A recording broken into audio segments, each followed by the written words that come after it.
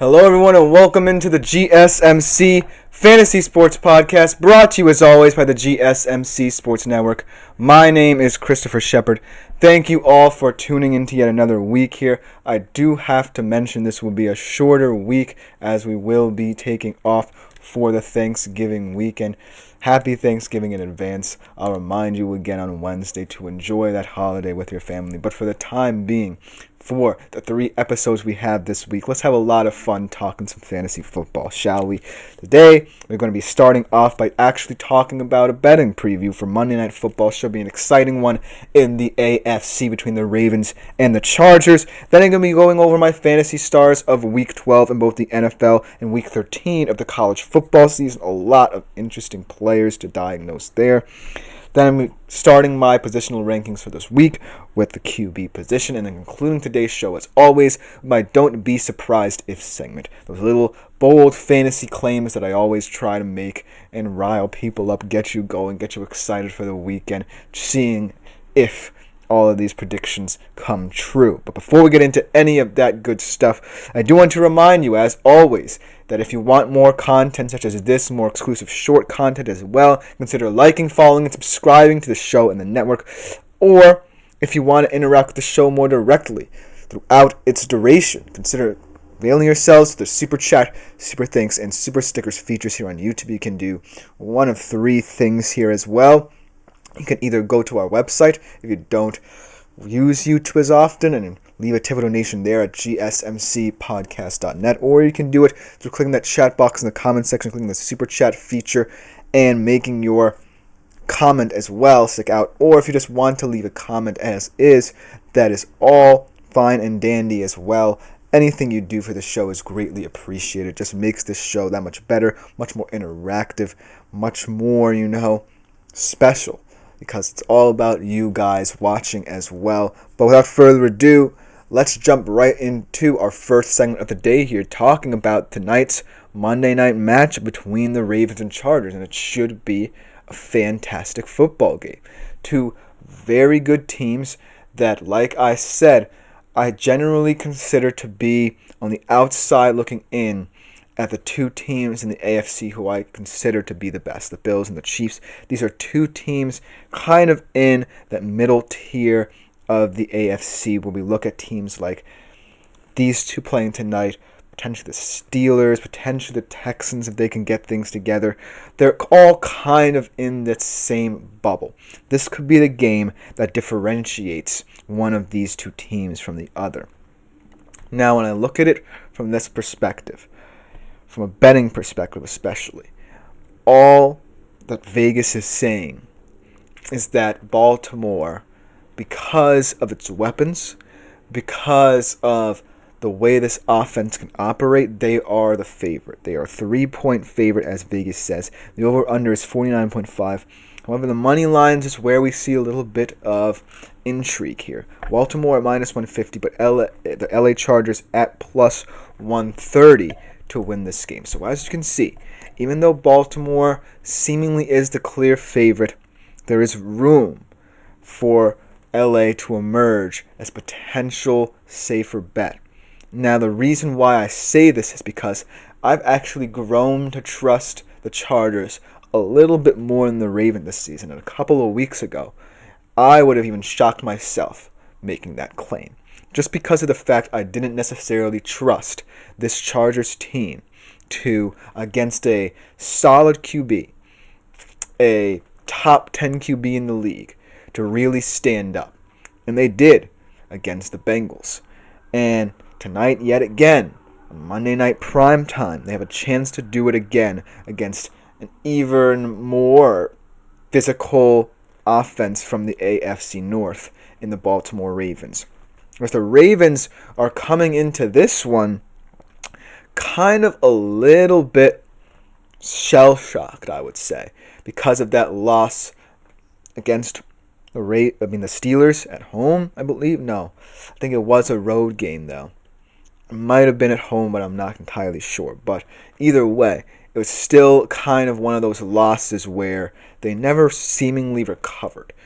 And so I feel like this is a game where the Baltimore Ravens could come out and look like the electrifying offense we know them to be, and we know that they can be when both Lamar and Derrick Henry are clicking.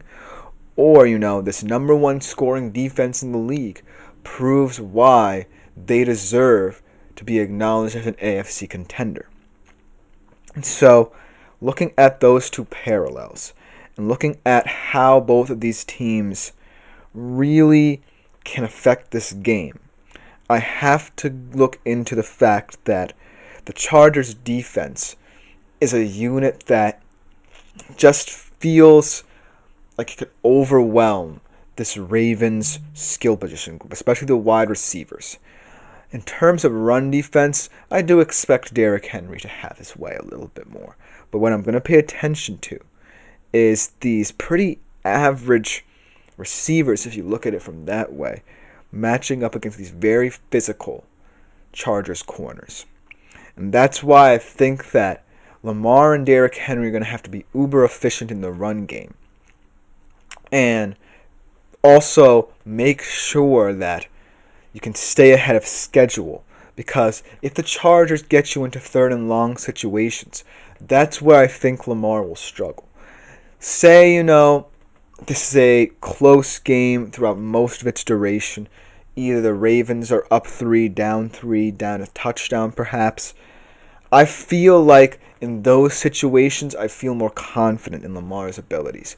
What I don't feel confident in is if the Chargers early on in the game are forcing you to be uncomfortable.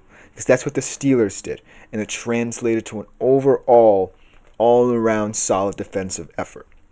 Now, the thing about the Chargers' defense, right, is because they didn't necessarily have that all-encompassing defensive effort against the Bengals, right? They had that exceptional first half where they really limited what Joe Burrow and that receiving core could do, and then they kind of imploded in the second. And so there are ways where I can see Lamar and Derrick Henry making this a track meet. But I do give the benefit of the doubt to the Chargers defense because, I do think that wide receiver core was much more skilled in the Bengals than this Ravens wide receiving core. I'm not saying that they're a terrible unit. I'm just saying that comparably, they don't match up to a unit like Cincinnati's in terms of how difficult this matchup could have been for LA. I do acknowledge that Lamar and Derrick Henry are very special players. They're both MVP caliber players. And I think the task is made a little bit easier in terms of how to defend them. Because all you need to do really is make sure you can get them behind schedule and early downs. And make it tougher for Lamar to try and convert in those third and long situations. And then when I look at this from a Chargers offensive perspective, I just feel like this unit continues, surprisingly, to need to be itself. Because I love the identity they've assumed of a team that is super physical in the run with two guys in J.K. Dobbins and Gus Edwards who really are very tough and physical to bring down and really are the focal point of what the Chargers try to do in their most central offensive philosophy. But I also think that Justin Herbert's a good enough quarterback in this system to keep them ahead of schedule. And I feel like in this atmosphere, in a very important game, in prime time where you're trying to prove that you really are a true contender, look for this to truly be Justin Herbert's moment. It's not always going to be about, Jim Harbaugh and what his philosophies mean for this team. It can also be about Justin Herbert. And Jim Harbaugh said as much. He said that Justin Herbert's one of the great quarterbacks in the NFL at the moment. And from what we've seen in these big moments, he's proving his point. I feel like he started to rely more on this very diverse receiving core in terms of who can get the ball in certain situations. And as a result, he's gaining more confidence as a passer in this very run-heavy system because of the fact that the run game wears down defenses, And B, he is a really good thrower of the football. And when you combine that formula, you get a really tough offense that's very difficult to defend, especially if you're a Ravens defense that's not comfortable in the pass anyways.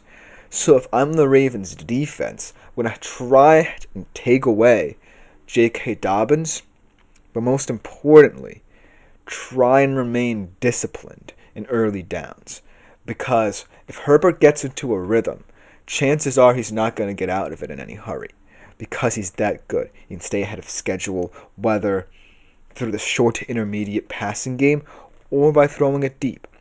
That's how much I feel like he's developed as a passer, not only under Harbaugh, but with this group that he has. Because that was everyone's major issue with the Chargers. If Jim Harbaugh fixes the run game and the defense remains the same, what if this passing game, without any true number one like weapons, look like? And Justin Herbert has answered the call and said it doesn't matter if I'm playing an elite level and these guys are trusting me. So, all signs point to me picking the Chargers against the spread in this Monday night matchup. I really like that decision. I really think that, Herbert's going to be one of those guys who goes underrated in the MVP discussions later in the year. By all intents and purposes, if he picks up more big wins in these primetime games, he should win it. But I feel like the Chargers are just the better team as well. It's not all about individuality with Lamar and Derrick Henry. Sometimes you need a very physical identity and a complementary defense to go with it. And that's what the Chargers are right now. So that being said, I'm picking the Chargers in this one. I like them by a full touchdown, 28-21. And so I feel like that will cement them as someone who potentially be someone who can come out of the AFC. Who knows? Let me know what you think in the comments about this Harbaugh Bowl. But coming up next, we transition to our Fantasy Stars of the Week. First in the NFL. A lot of major performances there. Some surprises as well. So don't go anywhere. We'll be right back after this short break. I feel like I'm losing my mind. 'Cause